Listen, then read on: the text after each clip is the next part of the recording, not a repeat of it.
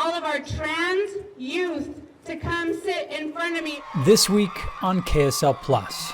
This is why we're here. They are why we are here.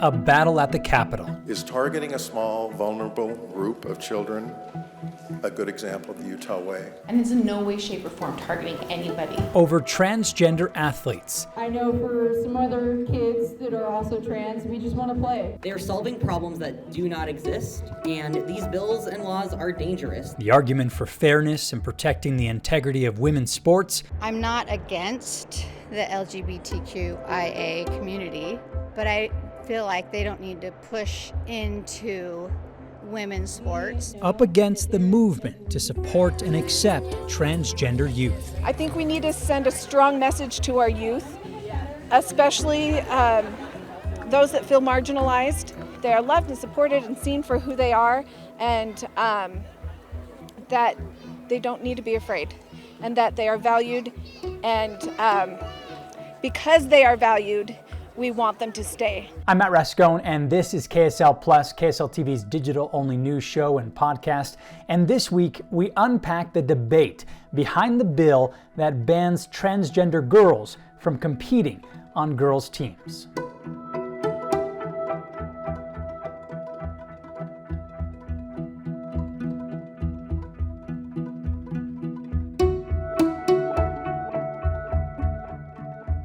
First off, let's run through a timeline on this effort to set boundaries on transgender athletes in middle and high schools.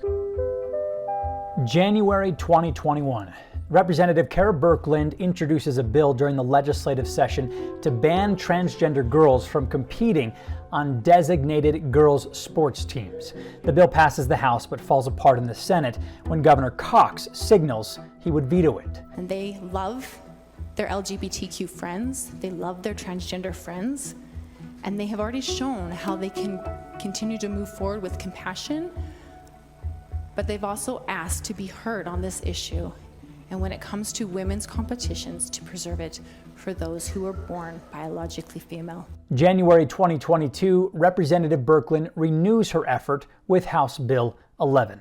Instead of a ban, the original bill looked for a compromise. It would have set up a commission to evaluate the physiological characteristics of a transgender girl to determine whether they can compete against girls their age. That bill passes the House and then sits in the Senate until March 4th. That is the final day of the legislative session. And there, in the final few hours of the session, the Senate votes to reverse the bill. I'd say the primary reason that we ran the bill, with the ban intact, is that's what we can get the votes for. Our constituency has told us over and over and over again they want something done with this issue. To a ban on transgender girls from competing on girls' teams. If you look back historically across the history of the legislature, some of the worst decisions get made at the last minute. In the words of the bill, it prohibits a student of the male sex from competing against another school on a team designated to female students. I think that there will be a lot of regret for doing that and not giving it the right process. March 2022, Governor Cox vetoes that bill and sends out a 5-page letter detailing his reason.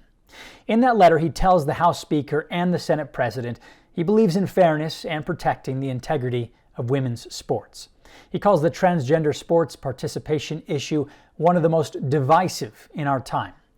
I was heartened and encouraged, he says, to see legislators sitting down with LGBTQ advocates to work on a compromise that would both protect women's sports and allow some participation for our most marginalized transgendered youth. No other state has done this, and we hoped that Utah could be the first. We have never discussed a ban. I've never had a conversation about a ban with anyone this session. HB11 does not deal with colleges, only high schools and middle schools. And a commission, he said, would prevent a transgender athlete from dominating the field in girls' sports. The governor highlights 5 numbers that have most impacted his decision to veto. 75,000 high school kids are participating in high school sports in Utah. 4 of them are transgender, though others have argued that number is higher. Of those, there is only 1 transgender student playing girls' sports. He also notes 86% of trans youth report suicidality, and 56% of trans youth have attempted suicide. Governor Cox said, "Rarely has so much fear and anger been directed at so few. I don't understand what they are going through," he says, "or why they feel the way they do, but I want them to live, and all the research shows that even a little acceptance and connection can reduce suicidality significantly." We all had kind of a sigh of relief when Governor Cox decided to veto the bill. Not long after Governor Cox vetoed the bill, the legislature announced they would hold a vote to override his veto. This is not over, no matter what happens tomorrow. You belong. Prompting transgender youth and allies to rally at the Capitol. We are showing trans kids that no matter what happens, In a week full of mixed messages, no matter what legislature does tomorrow, hundreds rallied with one united message for transgender children. we are here. Here for them, outside the same building where just 3 weeks ago, the state legislature passed House Bill 11. They are why we are here. And I have 2 LGBTQ children. My second child is transgender and is very involved in school and does a lot of different things in school. Music, theater, but also sports. For Angie Pedersen, the bill is personal. This is my transgender basketball player. It doesn't directly impact her transgender son, who plays on the girls' team, but she's seen the struggle to want to feel accepted. I see this from the point of view from athletes. I see this from the point of view of educators. I know the UEA supports Governor Cox's veto. So I'm here to show the LGBTQ youth of Utah that they are loved, they are supported, and even if this bill, the veto gets overturned today, that they are still loved and supported. Let's move on and get our business started for today. On Friday, March 25th, the House and Senate met for the vote. I truly believe that what we have before us is a bill that says we will preserve and protect the integrity of women's sports, and we will work as a group and work as a state to improve and bring new opportunities and better opportunities to transgender youth. We need to look at 2 sides to fairness. And in this case, what has not happened and what this bill will do will marginalize kids who are already feel marginalized. This is an incredibly contentious and divisive issue. I understand that. I think, though, at this point, we are doing our best to try and thread a needle to be able to preserve women's sports and find a path forward. Our public education students deserve better than that from us. Democrats like Representative Brian King were bill, adamant Mr. in their Speaker, opposition. Why is it that we come up with a ban on certain activities, and then only if that ban is challenged in litigation do we appoint the School Activity Eligibility Commission to evaluate the facts and circumstances and determine what's the best policy for dealing with the reality that we do have a very small number, but nevertheless, we do have individuals who are transgender in high school and maybe junior high and who want to participate in high school athletics. How do we deal with that reality? Well, you know, it is a reality to a certain extent. It's not a very big extent. Some would argue it's an insignificant extent, but to those individuals who are affected by it, it's reality for them. How do we deal with that? Should we do a ban first and then study later? I don't think so, Mr. Speaker. I think that it reeks, what we're doing today, if we pass this bill to override the governor's veto, reeks of don't bother me with the facts. My mind is made up. I don't think that's wise. I don't think that's worthy of us as a deliberative body. We hear a lot, Mr. Speaker, about the Utah way. Is targeting a small, vulnerable group of children a good example of the Utah way? A group of children that, by all measures, has the highest rates of suicidal ideation, of mental illness? They're struggling. Is this the best way of addressing their concerns and their needs? Is the Utah way making discussions about such important matters before we have solid, accurate data and facts? I hope not. I wish it were not true, Mr. Speaker, that that's the Utah way. Less than an hour and a half into their meeting, lawmakers in both the House and the Senate got the votes they needed on Friday. With the required constitutional 2/3 vote. With even more support from Republican lawmakers who changed their vote, but not all. It's political theater because it won't go into effect. So we won't get any of the benefits from passing this bill, but we will get absolutely all of the harms. Because I think it's important that we send the message to kids everywhere that they are loved, they're cared about, and this bill is not about not loving or having compassion. And I think it's really important that they know, not only from legislators, but from, as we've been reached out to by youth and by people across the state, parents and everyone, that a message has been strongly sent, at least that I've received, that these kids love their LGBTQ friends. All they've asked for is that their sports, their women category sports, are kept for women.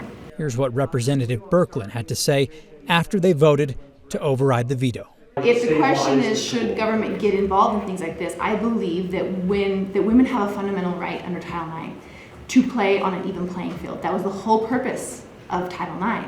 And when that right is being infringed upon and someone's liberties are being denied, it is the state's purpose and role to step in and defend those liberties.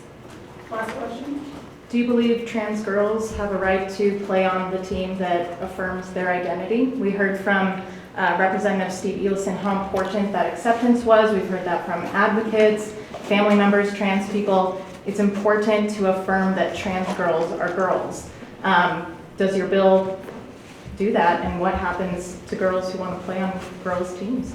I think it's important to point out, and I appreciate Representative Ellison's comments, because it is unfortunate that so many kids in our state are struggling. Whatever their background is, whatever the reason is for struggles, we want to be mindful of that and be supportive. And as a state, I feel like we've done a really good job of trying to help and support these kids. However, somebody identifying as a girl, I don't believe, based on that alone, should give them the opportunity to deny the rights and opportunities from another girl.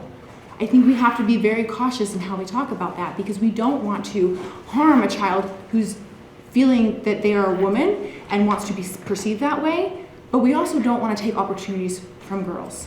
And so what we're trying to do as a state is preserve those rights for those girls who were born and identified as female at birth, and create opportunities that help and support girls who have just transitioned into this in another way. So I think that concludes the questions that maybe. Some worry the ban could have impacts beyond school campus, like economic effects and missed opportunities in professional sports. Here's what House Speaker Brad Wilson had to say to that. I'm looking forward to the NBA All-Star game next year. If the NBA has concerns about the policy that we've passed, I think we'd all be happy to chat with them about that. We'd also like to know what their thoughts are on how the NBA believes we can protect women's sports, and what ideas they would have that we could implement to help manage this difficult situation. And I think we've all, at least everyone in this room, is committed to continuing to work on this issue. And hopefully, if the NBA or other groups, quite frankly, have concerns about this policy, we're going to keep working on it. We're going to keep trying to find solutions that benefit all these athletes. But I hope that the NBA understands, and other groups understand, that our intent here is to protect women's sports and keep women's sports safe and competitive. And if they have thoughts on how best to do that, we'd be happy to chat with them about it. The bill is supposed to go into effect in July, but the ACLU and other LGBTQ groups have already said that lawsuits are inevitable, and Republican leaders say they expect it. I think that was anticipated. The bill's been passed, I think, in 11 other states. I think there's been legal action taken in all 11.